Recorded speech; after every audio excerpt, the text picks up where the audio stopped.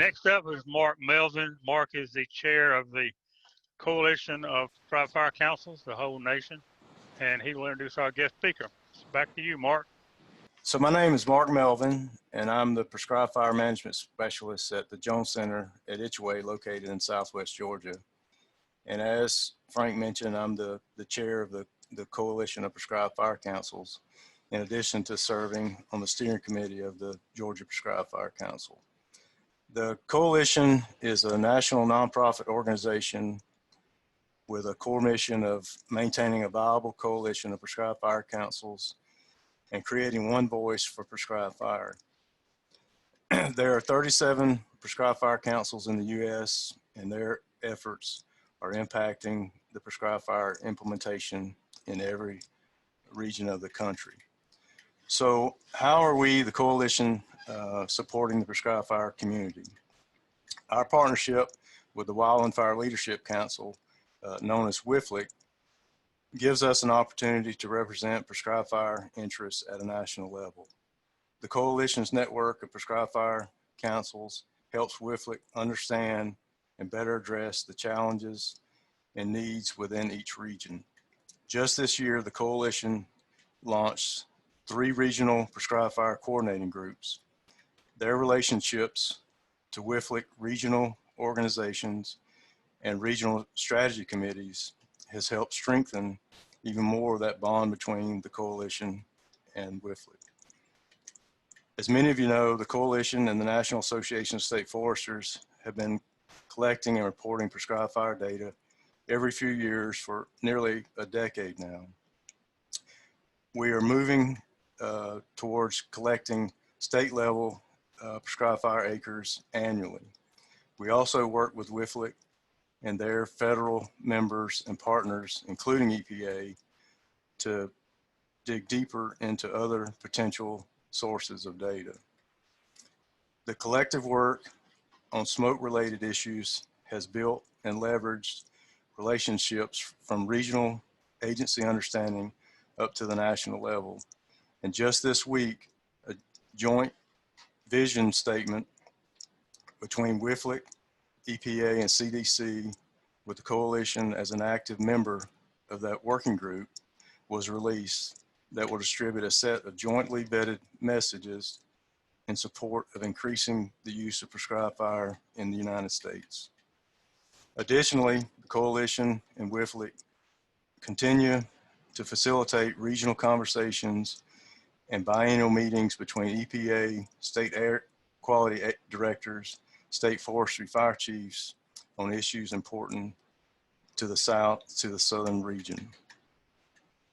Undersecretary Jim Hubbard, WFLC co-chair, and as you're about to hear, Secretary Perdue, both greatly support increasing the use of prescribed fire across the country. Georgia continues to be a leader, but we also want other states to experience the same success we're having while we all strive to increase our impact on the ground. It is my privilege to represent the prescribed fire community by introducing the Coalition of Prescribed Fire Councils guest speaker, U.S. Secretary of Agriculture, Sonny Perdue. Mr. Secretary. Hello everyone, and thank you for allowing me to join you at your 18th annual meeting. The Georgia Prescribed Fire Council is a wonderful organization, and as you know, this issue holds a special place in my heart. Back in 2006, when I was governor, I signed the first Prescribed Fire Awareness Week proclamation. The work that you've done since then to raise awareness and the knowledge to the public about prescribed fires and physical work that's been done to protect communities across the state of Georgia using prescribed fire is admirable. You should all be proud of your efforts, because I know that I am. For those of you who don't know, one of USDA's largest mission areas is the U.S. Forest Service, which manages 193 million acres, including 154 national forests, 20 national grasslands, and 1 national tall grass prairie in 44 states and Puerto Rico. As Secretary of Agriculture, I've made it my goal for states to work better with USDA and the Forest Service to manage national forest land and state forest land together. Last November, I signed a shared stewardship agreement with Governor Kemp, which declared that the USDA and the state of Georgia would work together to manage forest and set priorities together to help keep our forest healthy and thriving. Those partnerships allow the Forest Service to better focus on challenges such as restoring fire-adapted communities and reducing the risk of wildfire. A big part of this active management has been done in great partnership with our states all across the country. As you all know, fire has been an essential natural process in southern Appalachian oak and pine forests for thousands of years, and its absence over the past century has transformed our forest. In many landscapes in the South and the West, fire is the major land treatment tool, and planned prescribed fire is one way to get fire on the landscape under proper and safe conditions. Prescribed fire plays a huge role, not just in protecting communities from dangerous wildfires, but also in creating healthier and more productive forest ecosystems. We recognize the importance of this work and the need to expedite our environmental reviews to facilitate active management in the memorandum I signed in this past June, directing the Chief of the Forest Service to do just that. Today, the Forest Service is treating more acres than ever before to reduce the risk of unwanted wildfires in the future.